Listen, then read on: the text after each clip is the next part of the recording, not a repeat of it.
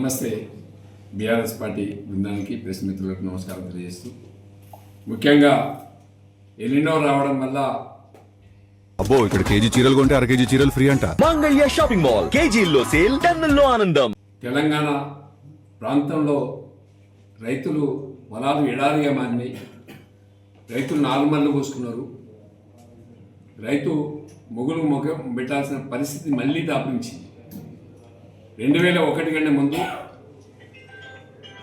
2009 నుంచి 2004 వరకు కరువు రావడం వల్ల కేసీఆర్ గారు 2001లో బీఆర్ఎస్ పార్టీ నిర్మాణం చేసి నీళ్లు, నిధులు, ఉద్యోగాలనే కాన్సెప్ట్తోని తెలంగాణ ప్రజల్ని చైతన్యం చేసి ఈ ప్రాంతానికి సాగునీరు అందించాలి, తాగునీరు అందించాలన్నటువంటి సంకల్పంతో కేసీఆర్ గారు బయలుదేరి తెలంగాణ రాష్ట్రాన్ని సాధించి కాళేశ్వరం నిర్మాణం చేసి ఈ ప్రాంత రైతులకి పుష్కలంగా నీళ్ళించినటువంటి రోజులు కేసీఆర్ ప్రభుత్వంలో.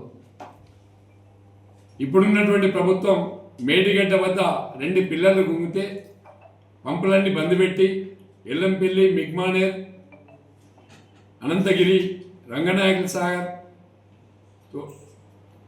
మల్లన్న సాగర్, కొండపోశమ్మ సాగర్, బసవేశ్వరం ఈ రిజర్వాయర్లన్నీ కూడా ఎండబెట్టారు.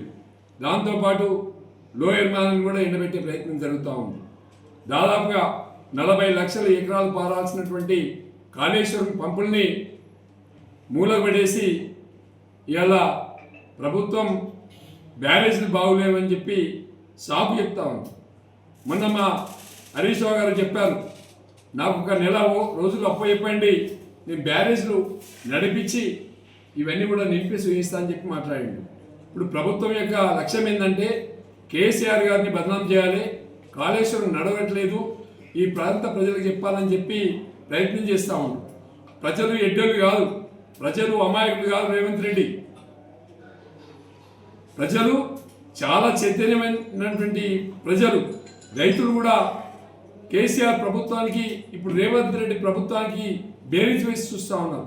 అప్పుడున్న రైతు బంధు ఏ విధంగా వచ్చినాయి, నీళ్ళు ఏ విధంగా వచ్చినాయి, పంటలు ఏ విధంగా కొనుగోలు చేసినాం, రైతు బీమా ఏ విధంగా వచ్చింది, 24 గంటలు రైతులకు ఏ విధంగా కరెంట్ ఇచ్చిండ్రు, అప్పటికి ఇప్పటికి బేరీజ్ చేసి చూస్తే ఇవాళ 10 గంటలు కరెంట్ అయిపోయింది, నీళ్లు రాకుండా అయిపోయినాయి, కరెంటు లేకుండా అయిపోయింది, రైతు బీమా బంద్ అయిపోయింది, రైతు బంధు ఇవ్వట్లేదు. ఇవన్నీ కూడా రైతులు గ్రహిస్తూ ఉన్నారు. మరి ఏది చెప్పినప్పటికీ కూడా దాదాపుగా మీరు ఒక పంపులు స్టార్ట్ చేసినట్లయితే దాదాపు 40,000 కోట్లు ఈ ఖరీఫ్ సీజన్లో వస్తాయి.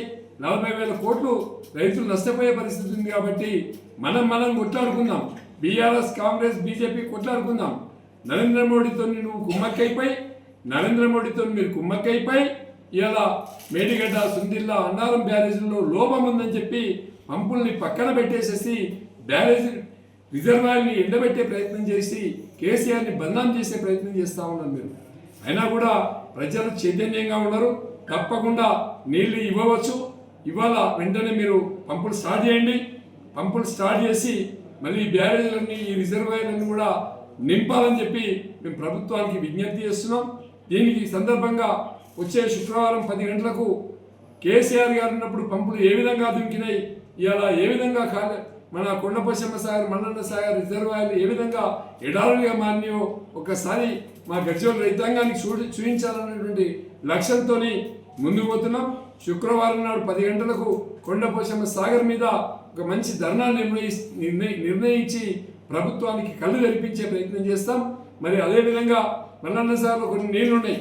ఆ నీళ్లు ఇప్పినట్లయితే కూడవెల్లికి నీళ్ళు ఇవ్వచ్చు, అల్దీకి కూడా నీళ్ళు ఇవ్వచ్చు. అల్దీకి, కూడవెల్లికి కొన్ని చెరువులు కూడా నింపుకోవచ్చు. దయచేసి వెంటనే ఈ నీళ్లు, ఉన్న నీళ్ళనన్నా వదిలిపెట్టాలని చెప్పి ప్రభుత్వానికి విజ్ఞప్తి చేస్తున్నాం. ఏది ఏమైనప్పుడు కూడా ప్రభుత్వం చేసే దుర్మార్గపు ఆలోచనని మానుకోవాలని చెప్పేసి తీవ్రంగా రేవంత్ రెడ్డి గారి ప్రభుత్వాన్ని హెచ్చరిస్తున్నాం. జై తెలంగాణ, జై కేసీఆర్.